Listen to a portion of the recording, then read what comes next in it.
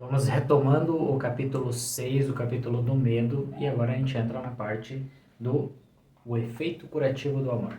Então, vamos lá. Lembrando que se você quiser fazer parte, né, de um processo de evolução maior a partir dos ensinamentos deste livro, com terapias holísticas, algumas técnicas que eu fui aprendendo e desenvolvendo ao longo desses anos de trabalho, você clica no link que está na descrição, tá? E vai lá para o Evoluindo Deixando Ir. Vamos começar. O medo é tão pandêmico em nossa sociedade que ele constitui a emoção predominante do nosso mundo, conforme sabemos. O medo também era a emoção predominante entre os milhares de pacientes tratados durante as décadas de práticas clínicas. O medo é tão extensivo e toma tantas formas que não há páginas suficientes neste livro para enumerar todas as suas variações. O medo está associado com a nossa sobrevivência, então é criado um acordo especial em nossa mente. Para a maioria das pessoas, o medo é tão penetrante que sua vida realmente se constitui de um gigante conjunto de dispositivos compensatórios para superar seus medos. De qualquer forma, mesmo isso não é o suficiente. Então, a mídia nos apresenta cada vez mais situações assustadoras, como no noticiário desta manhã. Um grupo de terroristas ameaça envenenar os nossos suprimentos de comida. Manchetes como essas são constantes, para dar à mente mais oportunidades de dominar a mais temida de todas as emoções.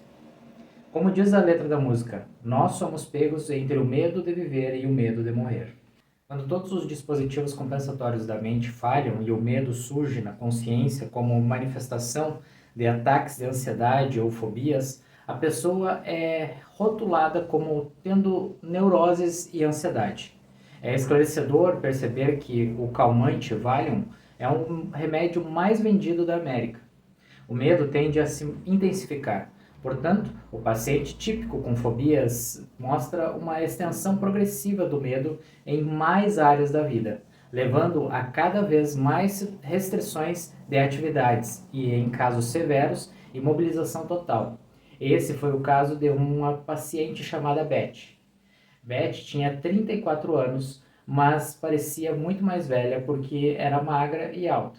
Entrou no escritório carregando sacos de papel, descobrindo-se mais tarde que eles continham 56 frascos diferentes de preparativos para a saúde, vitaminas, suplementos nutricionais, além de vários sacos de comidas especiais. O medo dela começou como fobia de germes e logo tudo em volta dela parecia estar possivelmente contaminado com germes. Ela tinha muito medo de contrair doenças contagiosas que agora progrediam para o medo de câncer. A paciente acreditava em todas as histórias assustadoras que ela lia, por isso tinha medo de praticamente todos os alimentos, do ar que respirava e de tomar sol. Vestia roupas brancas porque tinha medo dos corantes nos materiais. No escritório, ela nunca se sentava porque tinha medo de que a cadeira estivesse contaminada. Sempre que precisava de uma receita, pedia que fosse escrita no meio do papel que não havia sido tocado. Além disso, ela mesma queria destacar a página. Não queria que eu tocasse porque era possível que tivesse pegado germes apertando as mãos do último paciente. Ela vestia luvas o tempo todo. Solicitou para ser tratada por telefone visto que estava com muito medo de ir até o escritório novamente. Na semana seguinte, ao telefone, ela disse que estava com muito medo de se levantar. Ligaria de casa enquanto estivesse na cama porque agora tinha medo de sair para a rua. Ela desenvolveu um medo de assaltantes, estupradores e da poluição do ar. Ao mesmo tempo, tinha medo de ficar em casa na cama porque tinha medo de piorar e, para compor todos os seus medos, tinha medo de perder a cabeça. Ela tinha medo de que a medicação não a ajudasse e talvez tivesse efeitos colaterais. Mas tinha medo de não tomar por medo de não melhorar. Depois ela disse que tinha medo de sufocar com as pílulas e parou de tomar até seus suplementos, que dirá as medicações prescritas. Seus medos eram tão paralisantes que todas as manobras terapêuticas foram totalmente frustradas. Ela não me deixava falar com a família dela, Tinha medo de que descobrissem que ela estava vendo um psiquiatra e achassem que estava louca. Eu estava totalmente confuso e a dúvida de como poderia ajudá-la atormentava o meu cérebro por semanas. Por fim, deixei ir. Vivenciei o alívio da rendição em que eu apenas desisti totalmente.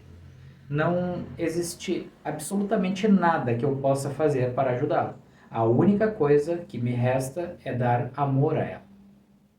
Então, isso foi o que eu fiz. Eu apenas pensava sobre ela com amor e frequentemente mandava pensamentos amáveis para ela. Dei para ela o máximo de amor que eu poderia dar quando conversávamos pelo telefone e, finalmente, depois de alguns meses de terapia de amor, ela melhorou o suficiente para vir ao escritório. Conforme o tempo foi passando, ela melhorou e os medos e as inibições começaram a diminuir. Embora ela nunca tenha desenvolvido nenhum discernimento, ela disse que estava com muito medo de falar sobre questões psicológicas. Então, com o passar dos meses e dos anos de tratamento, a única coisa que fiz foi dar amor para ela. Esse caso ilustra o seguinte conceito: uma vibração maior, como o amor, tem efeito curador em uma vibração mais baixa, como no caso dessa paciente, que era o medo. Esse amor é um mecanismo de reafirmação e muitas vezes podemos silenciar o medo de outra pessoa com a nossa simples presença física e por meio da energia do amor que projetamos nela e com a qual a rodeamos. Não é o que falamos, mas a nossa presença que causa o efeito de cura. Podemos aprender outra das leis da consciência. O medo é curado pelo amor. Esse é o tema central da série de livros do psiquiatra Jerry Jampolsky. Essa também foi a base de cura que aconteceu no Centro de Cura Atitudinal em Long Island, do qual foi cofundador e conselheiro médico. A cura atitudinal tem a ver com a interação do grupo com pacientes que tiveram doenças fatais e catastróficas, e todo o processo de cura tem a ver com deixar ir o medo e substituí-lo por amor. Esse é o mesmo mecanismo de cura demonstrado pelos grandes santos e curadores iluminados, em que a própria presença tem o poder de curar devido à intensidade de vibração de amor que irradiam. Esse poder de cura, a base para a cura espiritual, é também transmitido por pensamentos amorosos. As multidões de pessoas ao longo da história registrada que foram curadas apenas por esse tipo de amor são lendárias. Na história recente, por exemplo, Madre Teresa é acreditada com a cura de um grande número de pessoas com esse mesmo mecanismo de amor incondicional e presença iluminada. Para pessoas que desconhecem as leis da consciência, esses tipos de curas parecem milagrosos. Mas para aqueles que estão familiarizados com as leis da consciência, tais fenômenos são comuns e esperados. Altos níveis da consciência são por si só capazes de curar, transformar e iluminar outros. O valor do mecanismo de rendição é que, deixando ir os bloqueios de amar, a nossa capacidade de amar aumenta progressivamente, e a energia do amor tem a capacidade de curar a nós mesmos bem como outros. A única desvantagem desses tipos de cura é que, muitas vezes, a cura é sustentada apenas na presença da pessoa que irradia tais níveis de amor. Mas a doença retorna quando as pessoas deixam essa presença, a menos que tenham aprendido a elevar sua própria consciência. Bem, você deve questionar: se mandar pensamentos de amor tem poder curativo, como vemos pessoas doentes nos hospitais com famílias tão solícitas? Por que o amor da família não cura o paciente? A resposta é prestar atenção aos tipos de pensamentos enviados da família para o paciente. Conforme você os examina, vai descobrir que são primordialmente pensamentos de angústia e medo, acompanhados por culpa e ambivalência. Podemos imaginar o amor como a luz do sol e os pensamentos negativos como as nuvens. Considerando que o nosso eu maior é como o sol, todos os pensamentos negativos, os medos, a raiva e os ressentimentos que mantemos escurecem a luz do sol e, no fim, a luz surge fraca. Foi Jesus Cristo quem disse que todos nós, com fé, temos o poder de cura. O santo, ou a pessoa com a consciência alta, é por definição alguém que removeu as nuvens da negatividade e irradia o poder de cura total do sol. Isso também é o motivo pelo qual seres santos possuem tanto poder magnético que atrai multidões com sua presença física. Quando o falecido santo indiano fez aniversário, 25 mil pessoas ficaram no sol tropical sufocante, ombro a ombro, em uma massa sólida para celebrar a sua presença e desejar-lhe felicidades.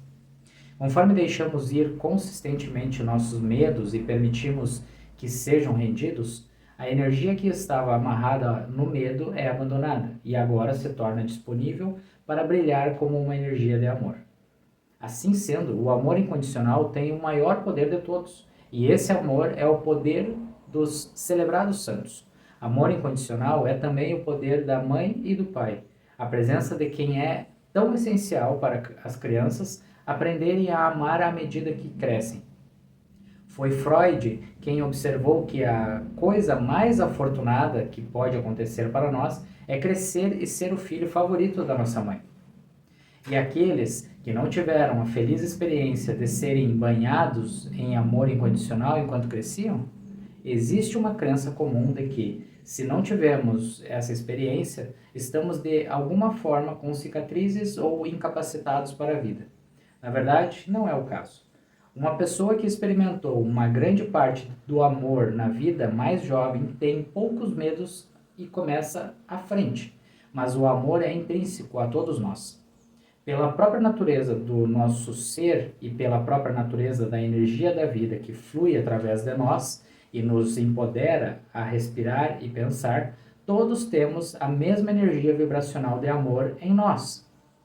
Se, quando olharmos dentro de nós, virmos que permitimos a experiência da nossa própria natureza ser bloqueada por grandes medos, então podemos redescobrir o amor dentro de nós utilizando os mecanismos de rendição e, logo, deixar ir as nuvens da negatividade.